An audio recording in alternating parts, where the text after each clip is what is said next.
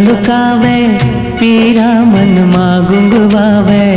आंसू आखी में लुकावे, पीरा मन मां गुंगवावे। कांटा मारे गत जावे सीता हमार, कांटा मारे गत जावे सीता हमार।